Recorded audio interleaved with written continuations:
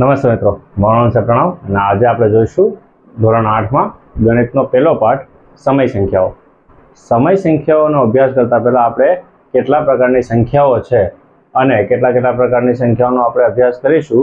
આ પાઠની પહેલા આપણે કરી ગયા છીએ, એનો થોડોક પુનરાવર્તન કરીએ. તો આપણને ખબર છે કે સંખ્યાઓ છે એના અમુક પ્રકાર મેં અહીંયા લખ્યા છે. એમાંથી પહેલો પ્રકાર છે એને આપણે કહેતા હતા પ્રાકૃતિક સંખ્યાઓ. પ્રાકૃતિક સંખ્યાઓનું બીજું એક નામ છે, એને કહીએ છીએ કુદરતી સંખ્યાઓ. એનું અંગ્રેજી નામ છે નેચરલ નંબર્સ. ગણિતની અંદર જ્યારે આપણે પહેલા ધોરણમાં અભ્યાસ કરવાનું શરૂ કર્યું ત્યારે જે એકડે એક, બગડે બે બોલતા હતા, એ બધું શું છે તો કે એ પ્રાકૃતિક સંખ્યાથી શરૂઆત કરી છે. એટલે પ્રાકૃતિક સંખ્યામાં કઈ સંખ્યાઓનો સમાવેશ થાય તો કે 1, 2, 3, 4, 5, 6 એમ કરીને આગળ જતા જેટલી સંખ્યા આવે એ બધી જ સંખ્યાઓ છે એ પ્રાકૃતિક સંખ્યામાં સમાવેશ થાય છે. હવે બધી જ સંખ્યાઓનો લખવાનું અહીંયા શક્ય નથી, એટલે આપણે એને 3 બિંદુઓથી દર્શાવીને એવું સમજાવીએ છીએ કે આની અંદર જેટલી આગળ સંખ્યા આવે એ બધી જ સંખ્યાઓનો સમાવેશ પ્રાકૃતિક સંખ્યામાં થાય છે. એને કહેવાય 1, 2, 3, 4, 5, 6 થી અનંત સુધી. અનંત એટલે જેનો કોઈ અંત નથી. વાસ્તવમાં કોઈ પણ સંખ્યાનો અંત હોતો નથી. સંખ્યાઓ ગણવાનું શરૂ કરીએ તો સંખ્યા ક્યાંય પૂરી થતી નથી.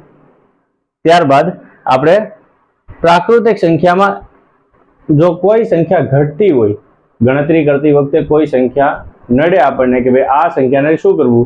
દાખલા તરીકે આપણે કોઈ વ્યક્તિ છે એ કોઈ વ્યક્તિ પાસેથી કોઈ સામાન લે છે અને એની પાસે 5 રૂપિયા છે ને એ 5 રૂપિયાની કોઈ વસ્તુ લઈ લે છે.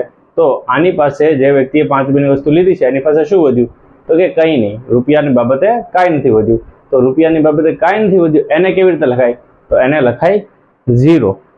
હવે એ 1 0 માટે પ્રાકૃતિક સંખ્યા અધૂરી હતી. પ્રાકૃતિક સંખ્યામાં 1 0 ઉમેરીએ તો એ પ્રાકૃતિક સંખ્યા નથી રહેતી. એ સંખ્યા છે એનું નવું નામ આપ્યું છે, એને કહેવાય પૂર્ણ સંખ્યા. પૂર્ણ સંખ્યા છે એને અંગ્રેજીમાં કહેવાય હોલ નંબર્સ. હોલ નંબર્સ એટલે પૂર્ણ, હોલ એટલે પૂર્ણ. તો પૂર્ણ સંખ્યાઓમાં 0, 1, 2, 3, 4, 5 એમ કરીને અનંત સુધી વાસ્તવમાં સમજવાનો પ્રયત્ન કરીએ તો પ્રાકૃતિક સંખ્યામાં જેટલી સંખ્યા આવે એ બધી જ સંખ્યાનો સમાવેશ પૂર્ણ સંખ્યામાં થાય છે. બસ એક વધારેનો અંક છે એ મળે છે, એ છે 0. તો અહીંયા આપણે પ્રાકૃતિક સંખ્યા જો સમજીએ તો એમાં 1 0 ઉમેરતા પૂર્ણ સંખ્યા મળે છે.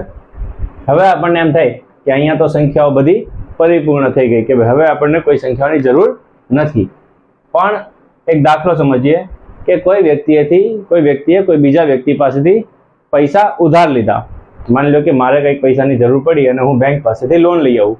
તો એ લોન છે મેં માની લો કે 1000 રૂપિયાની કે 5000ની લોન લીધી.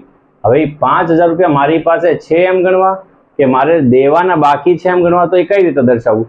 દાખલા તરીકે કોઈ એમ પૂછે કે પ્રણવભાઈ તમારી પાસે કેટલા પૈસા, તો મારે શું કહેવું કે મારી પાસે 5000 રૂપિયા છે, કે પછી એમ સમજાવું કે મારી પાસે 5000 રૂપિયા દેવાના બાકી છે.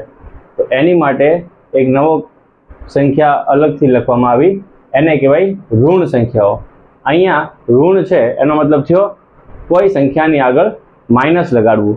-1, -2, -3, -4, -5 આ રીતે એને લખી શકાય. તો અહીંયા જે માઇનસની સંખ્યાઓ છે એ બધી સંખ્યા પૂર્ણ સંખ્યામાં આવતી નથી, એટલે આપણે એની માટે નવી સંખ્યાઓ લઈ આવ્યા, એને કહેવાય પૂર્ણાંક સંખ્યાઓ. પૂર્ણ વત્તા અંક એટલે પૂર્ણાંક સંખ્યાઓ, એટલે કે પૂર્ણ અંક હોય એવી સંખ્યાઓને કીધું પૂર્ણાંક સંખ્યાઓ. હવે ફરીવાર જે સંખ્યાઓ આપણે પ્રાકૃતિક સંખ્યામાં જોઈ એ બધી જ પૂર્ણ સંખ્યામાં હતી. પૂર્ણ સંખ્યામાં 1 0 ઉમેરતા પ્રાકૃતિક સંખ્યામાં 1 0 ઉમેરતા પૂર્ણ સંખ્યા બની. આ બધી જ સંખ્યા પૂર્ણાંક સંખ્યામાં પણ જોવા મળશે. 0, 1, 2, 3, 4, 5 એમ અનંત સુધી એ બધી જ સંખ્યાઓ પણ પૂર્ણાંક સંખ્યાઓમાં સમાવેશ થાય છે. પણ પૂર્ણાંક સંખ્યામાં હજી એક અંકો જે ઉમેરાણા, એક પ્રકારના જે અંક ઉમેરાણા, એ કયા છે ઋણ અંકો, એટલે કે ઋણ પૂર્ણાંકો. પૂર્ણ અંકો પણ કેવા ઋણ પ્રકારના, એટલે કે માઇનસ દર્શાવતા. તો અહીંયા છે -1, -2, -3, -4 એમ કરીને અનંત સુધી એ જેટલી સંખ્યાઓ છે એ બધી પૂર્ણાંક સંખ્યામાં આવે. હવે કોઈને એમ થતું હોય કે ભાઈ આ આવી રીતે શું કામ લખ્યું 0 1 2 3 પછી અનંત સુધી, તો -1 -2 -3 એ ઊંધા શું કામ લખ્યા? તો હંમેશા સમજીએ કે સંખ્યા રેખા જો આપણે બનાવી હોય કોઈ દિવસ, તો સંખ્યા રેખામાં વચ્ચોવચ આપણે લખીએ 0, જેનો કોઈ આમ મૂલ્ય થતો નથી. પછી સંખ્યા રેખાથી જમણી બાજુ જેમ ચાલો એમ એનું મૂલ્ય વધતું જાય, 1 2 3, તો 1 કરતાં 2 મોટા છે, 2 કરતાં 3 મોટા છે, તો જેમ જમણી બાજુ આગળ ચાલો એમ એ સંખ્યાનો મૂલ્ય વધતો જાય. એમ ડાબી બાજુ જેમ ચાલો તો મૂલ્ય ઘટતું જાય. એટલે -1 એ નાના છે 0 કરતાં, -1 કરતાં નાના છે -2, -2 કરતાં નાના છે -3, એમ કરતાં સંખ્યાઓ છે એ આગળ વધતી જાય. એટલે જેમ માઇનસમાં સંખ્યા મોટી હોય એટલો એનું મૂલ્ય ઘટશે, અને જેમ પ્લસમાં સંખ્યા મોટી હોય એમ એનું મૂલ્ય વધશે. આને સમજવાનો એક સહેલી રીત સમજીએ કે તમારી પાસે જેટલું ઉધાર હોય, જેટલું દેવું બાકી હોય કોઈ વ્યક્તિનું, એ એટલા જ પૈસા એને દેવાના બાકી છે. તો એમ કોઈ એમ ન કહી શકે મારી પાસે આટલા બધા પૈસા છે, મારે આટલું દેવાનું બાકી છે, એમ કહેવાય. કોઈ વ્યક્તિ પાસે દેવાનું કાંઈ બાકી છે જ નહીં, તો જેની પાસે દેવું બાકી છે એની પાસે પૈસા ઓછા છે સરખામણીમાં જે વ્યક્તિ પાસે દેવું કાંઈ બાકી રહેતું નથી. બરાબર? સરસ. હવે પૂર્ણાંક સંખ્યા આવી ગઈ, તેમ છતાં હજી આપણને અમુક સંખ્યાઓ લખવી હોય તો જરૂર પડે કે ભાઈ હજી કોઈ પ્રકારની સંખ્યાઓ આમાં જોવે છે. જ્યારે આ પ્રકારની સંખ્યા લખવી હોય તો કેવી રીતે લખવી? હવે કેવા પ્રકારની સંખ્યાઓ? તો કે અપૂર્ણાંકોની વાત રહી. અપૂર્ણાંક કોને કહેવાય?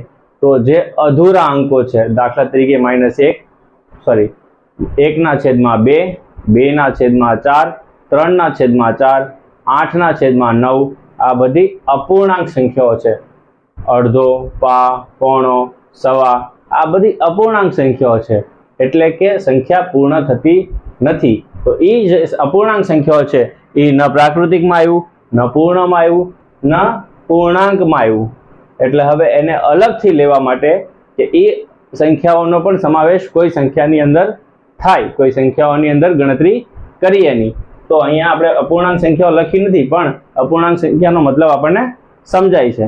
પણ હવે અપૂર્ણાંક સંખ્યા, પ્રાકૃતિક સંખ્યા, પૂર્ણ સંખ્યા અને પૂર્ણાંક સંખ્યા, આ ચારેય સંખ્યાઓનો સમાવેશ કોઈ એક જૂથમાં કરવો હોય કે ભાઈ આ બધી જ સંખ્યાઓ છે એ કોઈ એક જૂથમાં, કે ભાઈ આ બધી સંખ્યાઓ, ભાઈ આ ચારેય પ્રકારની સંખ્યા આ જૂથમાં આવી ગઈ, તો એને કહેવાય સમય સંખ્યા. અંગ્રેજીમાં એનું નામ છે રેશનલ નંબર્સ. હવે સમય સંખ્યા દર્શાવવાનો એક સહેલી રીત છે. આમાં જેમ આપણે પ્રાકૃતિક સંખ્યાથી શરૂ કર્યું કે કેટલી સંખ્યાઓ, તો કે 1 2 3 4 5 6 એમ કરીને અનંત સુધી. પૂર્ણ સંખ્યામાં શું કર્યું? તો કે 0 થી અનંત સુધી. પૂર્ણાંક સંખ્યામાં 0 થી પ્લસમાં પૂર્ણાંક સંખ્યાઓ બધી, માઇનસમાં પૂર્ણાંક સંખ્યાઓ બધી, એ બધી. પણ સમય સંખ્યાની અંદર એવો નિયમ ગણતરી કરવી પડતી નથી. એ બહોળું એટલું બધું છે કે એને આવી રીતના આંકડાઓમાં દર્શાવવું સહેલું નથી. તો એને એક સૂત્રથી દર્શાવ્યું. કેવો સૂત્ર? તો કે P/Q. P/Q, જ્યાં P અને Q ચલ સંખ્યાઓ છે. ચલ સંખ્યાનો આપણો અભ્યાસ કર્યો છે. ન સમજાતું હોય તો સામાન્ય રીતે ખાલી P અને Q કોઈ એવી સંખ્યાઓ છે જે અત્યારે દર્શાવવામાં આવેલી નથી, પણ કોઈ પણ રીતે જ્યારે દર્શાવવી પડે તો એને અત્યારે પેલા P અને Q તરીકે દર્શાવેલી છે. એક અંક અંશમાં અને એક અંક છેદમાં. હવે આની અંદર નિયમ શું બાકી રહ્યો કે ભાઈ નિયમ શું લાગુ પડે? P અને Q કેવા પ્રકારની સંખ્યાઓ થઈ શકે? તો કે P અને Q બંને પૂર્ણાંક સંખ્યામાંથી કોઈ પણ સંખ્યા હોઈ શકે.